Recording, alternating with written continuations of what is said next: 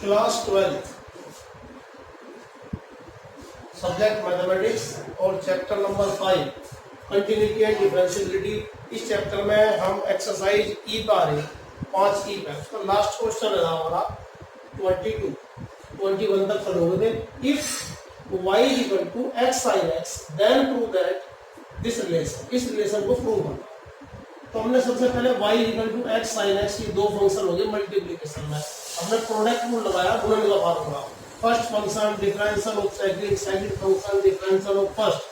x sin x का cos x sin x और x का 1।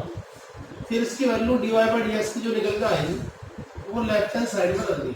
लेफ्ट हैंड साइड ले ली हमने कि क्या की left hand side 1/y into D Y by D X minus 1/x। हमने 1/y की वैल्यू रखी, y की वैल्यू हमारी x साइन x की रख दी।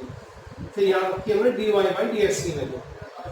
D Y by D X की वैल्यू कितनी आ गई, ये आ गई D Y by D X minus का 1/x आ गया। फिर हमने इसको अलग अलग डिवाइड कर दिया इस ब्रैकेट को, x cos x बटे x sin x, sin x बटे x sin x, sin x से sin x कट गया, x कट गया, cos x बटे sin x आ गया, cot x यहाँ आ गया इसका 1/x, यहाँ पे 1/x माइनस आई कट गई, ये आ गया cot x। ये आपको राइट हैंड साइड आ गई जो आपको प्रूव करनी है। लेफ्ट हैंड साइड लेके चलते राइट हैंड साइड प्रूव होगी। अब अगली जो एक्सरसाइज है उस एक्सरसाइज में फार्मूला लगेगा। ये फार्मूला आपको याद करना, एक्सरसाइज कराएंगे हम इसकी कल 5F कल को शुरू होगी, लेकिन ये फार्मूला इतना आपको याद करना।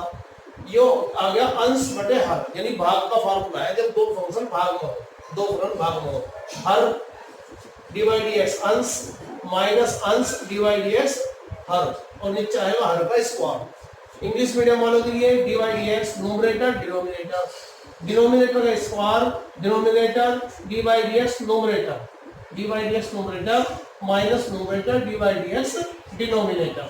ठीक है, तो ये आप दोनों फार्मूले याद करेंगे। हम कुछ एक्सरसाइज नेक्स्ट